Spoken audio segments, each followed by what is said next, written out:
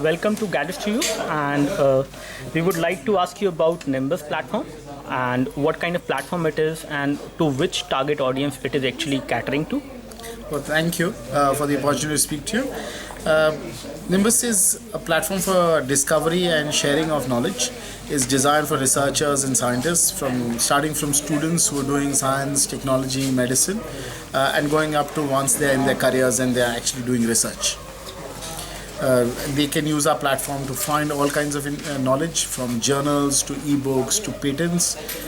They can upload their own information. They can look at slides, share presentations. They can look at blogs of famous scientists. All this information is available on our platform. And then they can use this to collaborate with each other. They can create projects, they can create groups, share information with each other, share comments, all of that.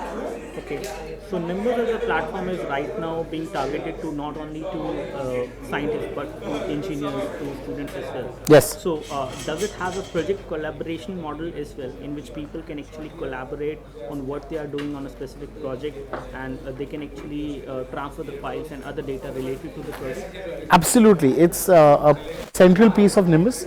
In fact, the feature is called projects. And projects are absolutely secure.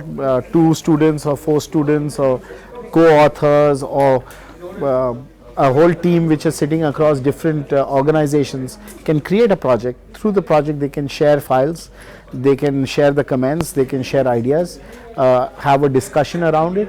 All of that happens within a project, and so you as soon as somebody shares information, you will get an alert telling you that, hey, a new file has been shared with you.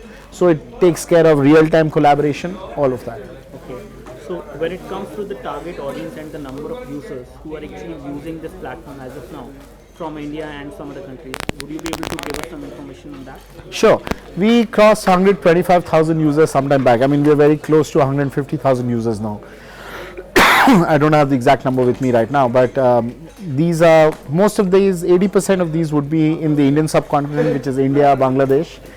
We have over 2,000 institutions worldwide using us, which are spread across 40 countries. So the rest of the 20% is in various countries. It could be Germany, USA, or it could be countries in Africa, in East Asia.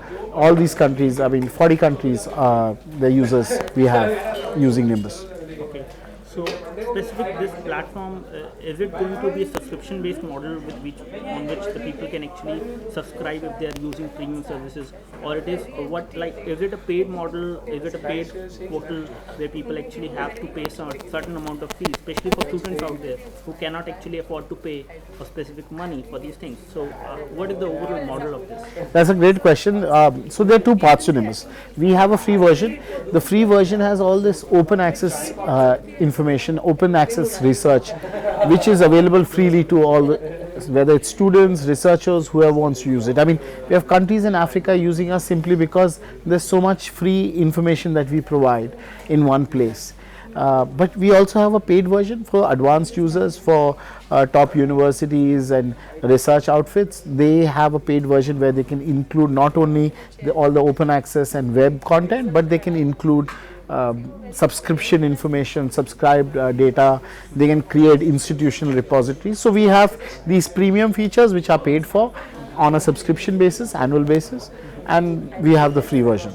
So considering this platform actually allows you to share information about your projects, and sometimes some of that information could be confidential as well, so, and intellectual property also comes into play. So how do you actually keep a line in between the information which is public and the information which is going to be private or related to a specific project which you do not like to share publicly? I think that's a very critical issue. We take privacy exceedingly seriously in Nimbus. We have departments, government departments using us. We have in fact the defense department using us, various labs within the defense department who use us. So privacy is exceedingly critical. There's certain research which nobody wants anybody to know. Research is a competitive advantage in some cases. So we do not, we allow the user to control what he shares and what he doesn't. For example, when you create a project, only people who will be able to see the project are the people you invite to the project. Nobody else can even search for anything related to the project on the platform. On the other side, when you talk about intellectual property, it is we have all this published information, journals and ebooks, which are all the intellectual property of the publisher, and we need to protect that. So the way Nimbus is designed is, for example, you are in IIT Bombay, and IIT Bombay subscribes to 5 journals. Then their users will only get access to those journals. Nimbus protects the intellectual property of publishers. We work very closely with publishers, so that's also another important aspect. Of course, there is the public piece, and so we have content which is web content, which is available freely on the web. People are sharing that. People are sharing their own created information freely. So you also have the free exchange of knowledge.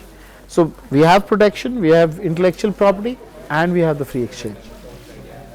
Thanks a lot for your time. Thank you. Thank you.